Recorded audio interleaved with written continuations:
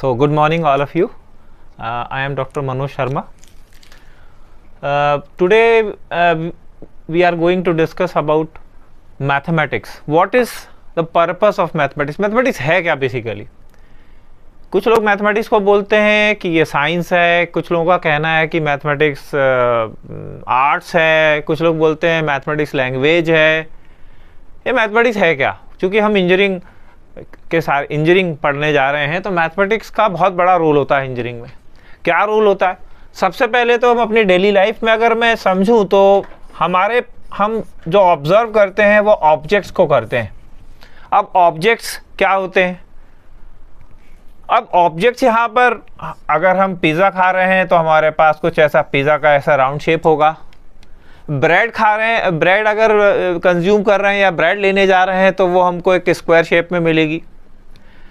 अगर हम cake birthday पर हम केक लाते हैं, सेलिब्रेट करते हैं तो कुछ हमको ऐसा फिगर मिलेगा लाइक दिस। और आगे चलते हैं, ऑब्जेक्ट्स की बात करते हैं। हमारे घर में सब में वाटर टैंक मिलता ही है हमको, तो वाटर टैंक भी हमने देखा होगा। कुछ वाटर टैंक भी हमको कैसे मिलेगा? या तो इस तरह का मिलेगा जिसको हम बोलते हैं गणित की भाषा में क्यूबॉइड, या फिर हमारे घर है अगर उसमें पानी की टंकी होगी तो कुछ ऐसी होगी सिलिंड्रिकल शेप में। तो यूँ कहें कि मैथमेटिक्स के बगैर हमारा जीवन अधूरा है। बगैर मैथमेटिक्स के तो मैथमेटिक्स में ये ऑब्जेक्ट्स, अब इन ऑब्जेक्ट्स का कुछ तो यूज़ होगा डेफिनेटली। अगर हमने ये ब्रेड का अगर कोई हम पीस ले रहे हैं तो ब्रेड के पीस में हम क्या लगाते हैं? जैम लगाते हैं, या हम जैम लगाते हैं या फिर किसी ऑब्जेक्ट को लगाते हैं तो वो एरिया कवर करता है। दूसरा, ये पिज़्ज़े की बात कर रहे हैं तो पिज़्ज़ा में हमने पिज़्ज़ा लिया, हम 2 लोग गए तो हमने क्या है, इस पिज़्ज़े को कितने पार्ट में तोड़ लिया? 4 पार्ट में तोड़ लिया। तो ये पिज़्ज़ा का जो कंट्रीब्यूशन है कितना बना, ये पार्ट कितना रहा? अब अगर आप इसको ध्यान से देखें तो ये 4 पार्ट में टूटा। 4 पार्ट में टूटा, first part, second part, third part और फोर्थ पार्ट। ये 4 पार्ट में पिज़्ज़ा को हमने तोड़ा।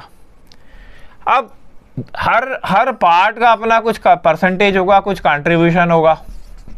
ये कंट्रीब्यूशन अभी यहाँ आपको इक्वल दिख रहा है, अनइक्वल भी हो सकता है। इसी प्रकार से अगर ये कोई एक रेक्टेंगुलर ऑब्जेक्ट है हमारे घर में रखा हुआ, इस पे चारों तरफ अगर हमें पेंट करना है तो कितना स्क्वायर फीट बनेगा, कितना पेंट लगेगा, क्या उसकी कॉस्टिंग आएगी, वो भी हम निकाल सकते हैं। फिर जैसा मैंने कहा, ये आपका वाटर टैंक है, इस वाटर टैंक में कितना वॉल्यूम पानी आएगा, उसकी जो कैपेसिटी होती है कितनी होती है? 1000 लीटर, 500 लीटर, 1000 लीटर, इस तरीके से होती है।